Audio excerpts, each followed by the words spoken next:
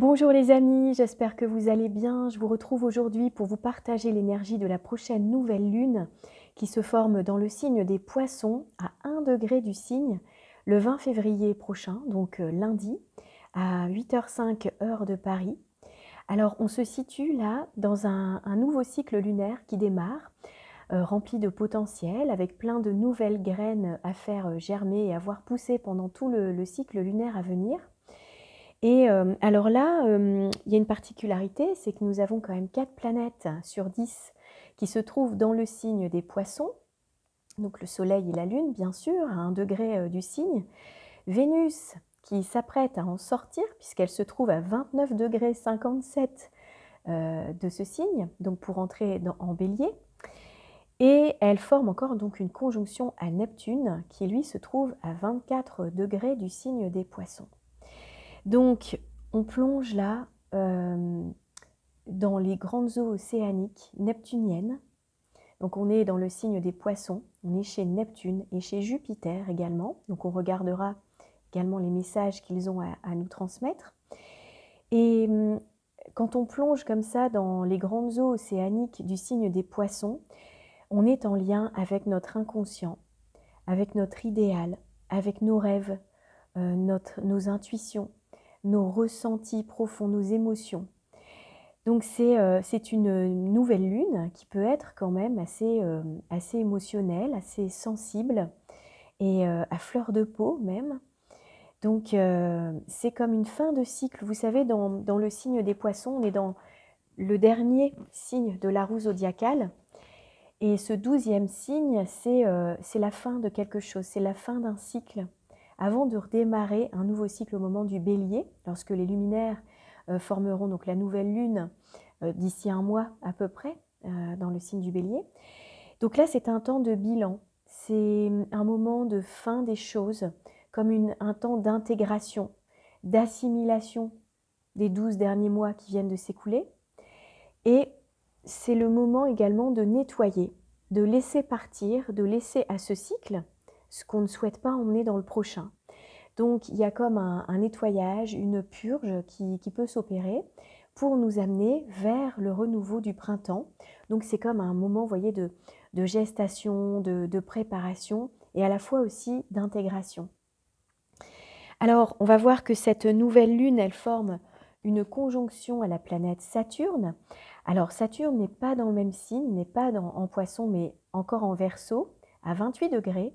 Il n'y a quand même que 3 degrés d'orbe qui séparent les luminaires de Saturne. Donc on est quand même là dans ce qu'on appelle une conjonction, alors qui est en train de se séparer, de se défaire. Mais malgré tout, elle est quand même bien présente au moment de cette nouvelle lune. On va regarder également les messages qui sont contenus dans cette conjonction pour essayer de les comprendre au mieux, voir comment on peut utiliser ces messages du ciel pour vivre en conscience et avancer donc dans le bon sens pour nous, donc suivant les problématiques qu'on peut rencontrer chacun dans sa vie. Donc en plus, ce que je voulais vous partager, c'est que là, il y a un coup de projecteur sur Saturne. La Lune et le Soleil éclairent donc Saturne en conjonction. Saturne va faire son entrée dans le signe des Poissons, donc au moment de la pleine lune, dans 15 jours. Et donc là, si vous voulez, c'est comme pour annoncer, je dirais, l'entrée de Saturne dans ce signe. Donc on est déjà dans l'énergie de Saturne liée à l'énergie des Poissons, comme ça, sauf qu'il n'est pas encore dans ce signe. Alors, avant de vous donner quelques propositions de ce que ça nous invite à vivre, cette conjonction avec Saturne, je reviens tout d'abord sur l'énergie du signe des Poissons, parce que c'est quand même bien important de comprendre de quoi il s'agit. Alors, c'est le 12e signe du zodiaque, le dernier signe collectif, et donc il fait le bilan, il intègre les leçons, les apprentissages, les expériences de vie qu'on a pu avoir depuis un an. Donc là, on est quand même dans une énergie à la fois d'observation, donc de prendre le temps d'observer ce qu'on a pu vivre les 12 derniers mois, donc pour intégrer les expériences, mais aussi on peut être dans une forme de détachement, d'éloignement, pour conserver seulement ce qui est utile au prochain cycle, voyez. Alors, ce signe est régi par Neptune, donc c'est un signe d'eau, et donc il est régi également par Jupiter. Mais globalement, c'est quand même le symbole de l'illimité, de l'informel, du fusionnel. On est dans le monde du rêve, de l'inspiration, du mysticisme aussi. Donc parfois on peut être aussi dans un brouillard, une confusion, une forme d'illusion également dans laquelle on peut se trouver. Hein. Donc c'est quelque chose d'un peu, vous voyez, un peu confus, parfois un peu nébuleux, le monde des poissons. Donc les poissons en général vivent à l'intérieur, hein, comme ça, dans une vie très riche. On rêve, on contemple, on médite, on se recueille. On a ce besoin parfois de se retirer du monde, de s'isoler, parce qu'on est assez contemplatif quand même. Alors il y a beaucoup d'inspiration, il y a un côté artistique aussi comme ça, parfois un côté mystérieux qu'on peut trouver donc chez les poissons. Il y a également, il y a également une hypersensibilité, une réceptivité aux ambiances, vous voyez comme ça une espèce de fusion avec l'environnement, avec les êtres, les personnes également qu'on peut rencontrer. Et on vit en osmose avec tout ce qui nous entoure. Donc, le signe des poissons est également assez visionnaire. Il peut vivre des états de conscience parfois modifiés. Donc, je vous invite pendant cette période, pourquoi pas à méditer davantage, à vous recueillir, à écouter les messages de vos rêves aussi. C'est possible qu'il y ait beaucoup plus de rêves, hein, que ce soit vraiment plus fécond, vous voyez, au niveau de l'inconscient, hein, comme ça. Donc, et puis souvent, on s'intéresse aux thérapies alternatives, à la psychologie. Donc, c'est un bon moment, vous voyez, pour dissoudre les anciens schémas, ceux qu'on n'a plus forcément envie d'emmener dans le prochain cycle, par le moyen à la fois, comme je disais, de méditation, mais ça peut être aussi des soins sous forme d'hypnose ou autre, en fait, en psychologie, en thérapie douce, alternative, qui peuvent nous aider justement à passer, vous voyez, ce cap avant de rejoindre le prochain cycle. Alors, l'énergie des poissons, elle est également très émotive, très sensible aux autres et dans une forme de dévouement, de compassion, d'empathie. Donc, c'est possible que pendant cette lunaison, on ait envie de se consacrer davantage, soit à une cause ou à une personne ou à ses proches, par exemple, qui auraient besoin qu'on soit là, qu'on soit serviable, qu'on soit à leur côté pour prendre soin, pour écouter, pour être dans l'empathie. Donc vous voyez, il y a toute cette dimension-là dans le signe des poissons aussi. Alors c'est un signe qui parfois, pour fuir les contraintes du monde extérieur, du côté un peu matériel comme ça, parce que là, dans le signe des poissons, on est tout sauf dans le matériel, on est justement dans le côté informel, immatériel, dans notre dimension plutôt spirituelle même. Donc, parfois, on ne se reconnaît pas tellement dans le quotidien, dans les contraintes que le quotidien nous impose, tout simplement. Donc, il peut y avoir une fuite, donc une recherche de fuite par rapport à toutes ces contraintes. Alors, l'idéal, c'est de fuir dans la contemplation, mais c'est vrai que parfois, il peut y avoir une fuite dans les paradis artificiels aussi, vous voyez, dans l'alcool, dans les médicaments, dans le sommeil, ou voilà. Donc, je dirais que on ne sait pas toujours où on se trouve, c'est vrai, dans ce signe des poissons, il n'y a pas de limite, c'est le signe de l'illimité. Donc le but, c'est d'essayer quand même de garder son discernement, de garder une certaine forme d'ancrage. Alors on va voir que Saturne en conjonction va quand même nous aider à garder aussi les pieds sur terre. Mais voilà, l'idée, c'est peut-être par moment de se retirer dans la solitude quand on en a besoin. Mais voilà, attention à la fuite. Attention aux illusions aussi, hein. On peut être un petit peu dans le brouillard comme ça qui nous illusionne, qui nous enfume un petit peu. Donc voilà, je dirais, c'est voilà ce que nous invite à vivre cette énergie des poissons. Alors, c'est quand même un signe double qui est représenté, vous voyez, vous le voyez sur la carte, mais je vous remontre en fait ici. Vous voyez, il y a deux côtés en fait, hein, ici au signe des poissons. Qui sont reliés en fait par un cordon, vous voyez, au milieu. Il y a à la fois un poisson qui est très mystique, qui est dans le monde immatériel, dans le côté spirituel, dans l'idéalisme. Et à la fois, il peut y avoir un poisson très pragmatique, matérialiste, qui est plus attiré par le monde, par exemple, de la finance ou du matériel. Donc voilà, on peut trouver un petit peu les deux états, on va dire, dans ce signe. Alors les états d'âme, peuvent être un petit peu imprévisibles, c'est fluctuant comme les courants océaniques de ce signe. Et on peut passer d'un état à un autre aussi très rapidement. Comme je vous disais, hein, il y a un nettoyage qui se fait. Donc ça peut passer par des états émotionnels parfois qui nous emmènent dans des choses, voilà, des états auxquels on ne s'attendait pas forcément. Alors, le signe des poissons est quand même aussi en lien avec alors je vous dis ça, mais avec le chakra du troisième œil, en fait, qui se situe ici entre les deux yeux. Donc c'est un bon moment aussi pour nettoyer ce chakra sous forme de méditation. Sur YouTube, on peut en trouver quelques-unes qui sont vraiment chouettes et très intéressantes. Parce que ce chakra, quand il est équilibré, en fait, il nous permet d'être mieux connecté à nos ressentis, à notre dimension spirituelle, à nos guides aussi. Et on peut être dans une énergie davantage reliée aux signes, aux synchronicités. Donc ça peut nous aider à avancer en conscience. Hein, vous voyez, c'est notre part intuitive aussi. Et elle nous aide, quand cette énergie est purifiée, nettoyée, hein, l'énergie du chakra du troisième œil, nous aide à accéder à des pensées plus positives aussi.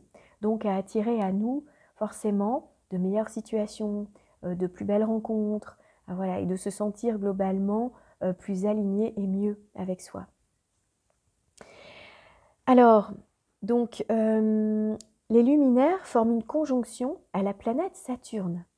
Alors Saturne, lui, eh bien, il nous renseigne sur nos responsabilités, notre sérieux, notre rigueur, voyez, notre prudence, notre patience, notre capacité à nous discipliner, à bâtir du solide et à accéder à une forme de sagesse, d'élévation personnelle. Mais parfois, ça passe aussi par une forme de renoncement, une forme d'effort à faire, une forme de rigueur, voyez, de sérieux. C'est pas toujours la planète la plus marrante, on va dire, du système solaire. C'est vraiment une planète qui nous invite à être dans notre maturité, dans notre côté adulte, mature, responsable. Donc là, ça vient nous chercher sur ces questions-là. C'est notre capacité de concentration, Saturne aussi, notre capacité de réflexion. Donc, en même temps, il nous invite à construire du solide, sur des bases solides. Donc c'est vraiment une planète qui nous aide à nous construire et sans laquelle on ne pourrait pas s'élever, on ne pourrait pas bâtir, vous voyez. Donc, il nous invite aussi à nous replier, à être dans une forme de capacité d'introspection. Je pense que, du coup, pendant cette lunaison, à la fois avec les luminaires qui sont dans le signe des poissons et avec la conjonction à Saturne, c'est possible qu'on ait quand même envie de se retirer du monde, de s'isoler, vous voyez, par moments, d'être dans une forme de silence, de calme, pour pouvoir peut-être comprendre, se concentrer, être relié, voyez, à notre part intérieure, pour écouter nos intuitions, nos ressentis. Je pense que c'est un bon moment pour rêver, pour se relier à ses intuitions, mais pour ça, ça demande par moments de s'isoler effectivement dans un calme intérieur, dans une forme de solitude, vous voyez. Alors, le Soleil qui est en conjonction à Saturne, eh ben, on a à la fois donc tous les bénéfices de la conjonction, et puis parfois aussi les côtés un petit peu plus difficiles à traverser, c'est vrai. Alors, bien les côtés, on va dire, plutôt faciles et positifs qui vont nous aider, ça va être la capacité de se structurer, de se concentrer, de s'organiser, de trouver une forme de sécurité aussi. On peut avoir envie de contrôler, de maîtriser, donc parfois on a besoin aussi de ce contrôle, donc ça peut nous aider à maîtriser certaines situations. Donc on peut, comme je disais, avoir besoin de solitude, et je pense que c'est quelque chose dans lequel, un état dans lequel on peut se trouver soi-même, on peut trouver certaines réponses. Donc ça, je dirais que c'est intéressant de pouvoir le vivre et l'expérimenter. Alors, ça nous demande une certaine discipline, mais une discipline qui nous permet de construire, de bâtir, d'accomplir une tâche particulière, un travail particulier. Alors, parfois, eh bien, ça nous aide à être patient, à avoir, je veux dire, comme une constance, une persévérance aussi dans l'effort. Voilà, une ambition pour soi qui permet de construire. Alors, on approfondit aussi certains sujets. On peut avoir également cette concentration qui nous permet d'approfondir un sujet qu'on a besoin de travailler ou un projet. Il vient nous stabiliser à l'intérieur de nous. Hein. C'est le principe quand même de stabilité, d'ancrage. Donc par rapport à ce signe des poissons qui nous emmène dans un monde un petit peu comme ça, une dimension sans limite, un peu plus détachée, vous voyez, du quotidien, du matériel, on n'a pas forcément les pieds sur terre. Là, Saturne quand même nous aide à rester ancrés dans la réalité. Voilà. Donc, alors, Saturne, vous savez, va changer de signe très prochainement, au moment de la prochaine pleine lune, donc le 7 mars prochain. Et quand Saturne change de signe, on le ressent. Il y a quand même quelque chose qui se produit dans nos vies. On sent quand même ce changement d'énergie. Et le mois de mars, quand même, va être chargé en changement, puisqu'il y a également Pluton qui entrera en Verseau le 23 mars prochain. Alors, on va rester concentré là pour le moment sur Saturne. On parlera de Pluton en temps venu. Donc, sur cette fin d'hiver, Saturne va quitter le signe du Verseau. Et il va entrer donc dans le signe des Poissons jusqu'au 13 février 2026. Donc, il va y rester, vous voyez, quasiment 3 ans. Alors, je dirais que pour résumer, on rentrera un peu plus dans le détail au moment de la pleine lune parce qu'elle accompagnera le passage de Saturne dans ce signe. Donc, je rentrerai plus dans le détail, mais déjà, c'est quand même l'invitation pendant au début de cette lunaison, au moment de cette nouvelle lune, de prendre conscience que le transit de Saturne en Poisson va nous demander d'évoluer intérieurement. Il va nous inviter à le faire. C'est-à-dire vraiment de s'accorder du temps, de prendre une certaine forme de distance avec nos croyances, nos pensées, nos ressentis, avec, comment dirais-je, toutes nos dépendances aussi, et nos schémas de vie, pour gagner en sagesse. C'est vraiment un transit de croissance intérieure, un moment où on se connecte vraiment à ce qui nous dépasse, au-delà de ce qu'on connaît, au-delà de tout ce qui est visible, vraiment, vous voyez, à toute cette dimension, la dimension du cœur, bien sûr, et puis notre dimension spirituelle. Je crois que Saturne va nous demander justement d'ancrer ça en nous, toute cette dimension-là. Alors pendant cette nouvelle lune, on a aussi donc Neptune en conjonction donc à Vénus, tous les deux dans le signe des Poissons. Donc là, on est dans une magnifique conjonction qui nous parle d'amour, d'amour inconditionnel, de compassion, d'empathie, et puis surtout de rêve, vous voyez, par rapport aux relations idéales, que ce soit dans nos liaisons amoureuses ou dans les liens affectifs qu'on peut avoir avec les autres. Il peut y avoir beaucoup de gentillesse, de profondeur, voyez, de poésie, quelque chose de très harmonieux, de pacifique. C'est d'ailleurs le moment d'arranger une situation qui a besoin de l'être, voyez, en mettant de la paix, du pardon, plus d'amour. C'est un temps idéal aussi pour rêver à ce qui nous tient à cœur en termes de relations, parce que c'est un temps de vision, un temps de rêve, où tout part d'un rêve finalement avant de pouvoir se concrétiser. Donc je dirais que c'est vraiment le moment de se relier à son cœur, à ses ressentis, à ses intuitions. Alors c'est vrai que là, on est parfois aussi dans l'illusion, donc bon, attention quand même de garder une certaine forme de discernement. Alors je crois que là, quand même, le Soleil, la Lune conjoint à Saturne nous aide à garder les pieds sur terre, mais c'est important, je crois quand même, de cultiver cette dimension de rêve, de merveilleux, de féerie, pour pouvoir l'attirer dans sa vie, et surtout que Vénus, donc la déesse de l'amour, entrera le jour de la nouvelle lune dans le signe du Bélier, et là, on est dans un nouveau départ. On est quand même dans un nouveau cycle. Le signe du Bélier est le premier signe de la roue zodiacale. Et donc là, Vénus, elle prend un nouveau départ. C'est-à-dire que par rapport à ce rêve, à cette dimension un peu féerique de la vie affective, c'est-à-dire que Vénus, là, elle est vraiment inspirée et elle va pouvoir démarrer un nouveau cycle en étant nourrie de toute cette inspiration. Voilà. Donc, à la fois dans nos valeurs, hein, puisque Vénus, bien sûr, c'est la déesse de l'amour, mais elle représente aussi toutes nos valeurs, ce qu'on n'aime pas, et puis voilà la manière aussi dont on se valorise soi-même. Donc là, on a reçu beaucoup d'inspiration. C'est d'ailleurs très bon également pour les personnes qui créent, qui sont artistes, pour être inspirées et prendre un nouveau départ au moment où Vénus donc, entre en bélier ce 20 février.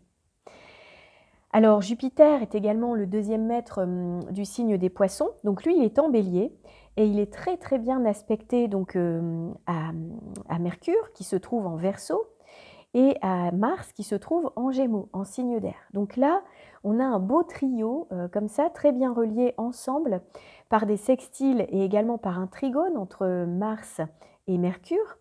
Donc pour les nouveaux départs, se mettre vraiment en dynamique, en énergie, pour réaliser, concrétiser ce qui nous tient à cœur, peut-être mettre en place de nouveaux projets, par exemple sur le plan professionnel, mais ça peut être aussi sur le plan personnel. C'est un très bon moment pour vivre ces énergies hein, de nouveaux départs, de feu, voilà, qui nous aident à nous propulser, à prendre des initiatives, à se mettre en action et à avoir une pensée aussi qui nous aide, très bien reliée à Mars, à relier donc la réflexion et l'action. Voyez, donc tout ça ensemble contribue vraiment à profiter hein, de cette belle énergie. D'ailleurs, de toute façon, je trouve que cette nouvelle lune, globalement, à part on va voir le carré qu'il y a entre Uranus et Mercure, c'est des énergies qui sont quand même assez douces hein, quand même. Donc c'est vrai qu'on a cette conjonction à Saturne qui par certains côtés peut être un peu plus dure parce qu'elle nous oblige parfois à faire des efforts et à renoncer, mais quand même des très belles ressources. Donc là, avec ce trio Jupiter, Mercure et Mars, c'est une très belle ressource qu'on a à notre disposition. Alors Jupiter est également conjoint à Chiron, donc Chiron le guérisseur blessé du zodiaque, et là, ça fait aucun doute qu'il y a quand même quelque chose d'important en termes de guérison qui peut s'opérer effectivement parce que Jupiter, qui est le grand bénéfique, donc en conjonction à Chiron, il nous invite vraiment à comment dirais-je, avoir un besoin de connecter à cette nouvelle conscience, à du sens, vous voyez, quelque chose qui a beaucoup plus de sens pour nous, beaucoup plus de sagesse. Donc dans notre manière, effectivement, d'agir, de prendre ce nouveau départ, vous voyez, avec le sextile à Mars et à Mercure. C'est-à-dire que là, c'est vraiment de se connecter à notre dimension supérieure, à notre intuition, à notre conscience, à notre sagesse, pour se mettre en action. Donc, et c'est vrai qu'on a quand même une guérison qui peut s'opérer. Alors, on va dire que c'est quand même sur les jours et les semaines qui viennent, puisque la conjonction de Jupiter à Chiron va durer quelques semaines, mais on a quand même un potentiel de se débarrasser d'attitudes négatives ou de pensées négatives, au contraire, pour pouvoir avoir de nouvelles croyances, parce que Jupiter, c'est nos croyances aussi, hein, des nouvelles croyances personnelles qui nous permettent comment dire, d'avancer, de guérir certaines parts de nous qui nous bloquent, qui font obstacle, vous voyez, notamment dans notre affirmation personnelle, dans la capacité d'être autonome, indépendant, et effectivement d'être dans notre pleine vérité personnelle, dans notre je suis. Donc il y a comme une guérison, vous voyez, par rapport à ça, qui va nous permettre de prendre une nouvelle place. Voilà. Alors pour terminer, oui, je vais aborder comment dirais-je, le carré qu'il y a entre Uranus et puis Mercure, parce que Mercure se trouve chez Uranus en Verseau. Donc là, il peut y avoir quand même un esprit contestataire. Et c'est vrai qu'on voit bien en ce moment, hein, il y a quand même des mouvements contestataires hein, par rapport aux réformes, notamment sur le plan collectif, mais ça peut jouer sur le plan personnel aussi. On peut quand même être dans un état d'esprit qui apporte une forme d'impulsivité, parfois une forme de dispersion parce qu'on peut être un peu dans un état d'esprit bouillonnant comme ça. Hein. Donc on peut avoir du mal à s'atteler à une tâche, c'est-à-dire qu'on a du mal à terminer ce qu'on commence. Donc on peut avoir de la nervosité, une difficulté à se faire comprendre aussi, c'est possible. Donc voilà, c'est attention peut-être quand même aussi à l'impulsivité. Alors, Dans les aspects quand même positifs, il y a une créativité, hein, il y a vraiment quelque chose qui peut nous amener des nouvelles idées, mais quand même, c'est pas forcément dans la facilité, on est quand même là dans la contestation, le rejet, la révolte, le côté un peu anticonformiste, où on va vouloir imposer ses idées, mais sans tact, vraiment de manière assez brute. Donc je dirais quand même peut-être attention, hein, par rapport à ça. Alors, parfois on a besoin aussi, hein, d'affirmer nos idées de manière un petit peu impulsive ou contestataire, parce qu'on n'a pas d'autre moyen de le faire. Mais voilà, mon rôle, c'est quand même de vous avertir et de pouvoir vous dire attention, on essaye quand même voilà, de temporiser pour éviter les dégâts ou peut-être les conflits aussi, hein. Voilà, donc en tout cas, on a quand même énormément de ressources, hein, pendant cette nouvelle lune. Il y a aussi beaucoup de douceur avec Vénus en conjonction à Neptune. Ça vient adoucir un peu la conjonction des luminaires à Saturne. Saturne est une planète un petit peu plus dure, un peu plus rigide aussi parfois, qui nous demande de faire des efforts, de renoncer à certaines choses. Donc voilà, je dirais que il y a tout ce potentiel également de nouveaux départs avec Jupiter qui est très bien relié à Mars, hein, la planète de l'action, et à Mercure, la planète de la pensée. Donc vous voyez, toutes ces ressources sont bénéfiques et vont nous aider à nous propulser et à avancer. Puis surtout, je dirais, pendant cette lunaison, l'idée c'est quand même de prendre du temps pour s'isoler, pour faire le calme, histoire de vraiment pouvoir, comment dire, dissoudre l'ancien qui ne nous sert plus et accueillir ce passage de Saturne dans le signe des Poissons à partir du 7 mars, on va en reparler, et d'accueillir le nouveau cycle qui s'en vient très bientôt avec la nouvelle lune en Bélier qui a lieu dans un mois. Donc voilà, on en profite vraiment pour intégrer et puis pour se détacher de ce qui est plus utile pour nous. Voilà. En tout cas, je vous souhaite une merveilleuse nouvelle lune. Je vous remercie toujours infiniment pour votre présence, pour vos messages, pour vos partages. Ça me touche énormément. Et bien, si vous souhaitez un accompagnement personnalisé, vous pouvez me contacter tout simplement par un email. Donc, vous trouverez toutes les coordonnées, les informations en barre de description, là, juste en dessous de la vidéo. Et je vous annonce également le prochain rendez-vous cosmique qui a lieu le soir de cette nouvelle lune, le 20 février, donc en partenariat avec Franck Gilbert du site internet L'Étoile de Sophia. Alors, on vous proposera donc une guidance astrologique ce soir-là et puis un soin vibratoire en lien avec les énergies de cette nouvelle lune dans le signe des Poissons. Voilà. Donc, si vous souhaitez vous inscrire pour ce rendez-vous cosmique, vous trouverez également donc en barre d'informations, voilà, tous les liens utiles pour vous renseigner et pour vous inscrire. Merci à vous, je vous souhaite une merveilleuse nouvelle lune. Je vous envoie plein d'ondes positives. Prenez soin de vous. À bientôt. Bye.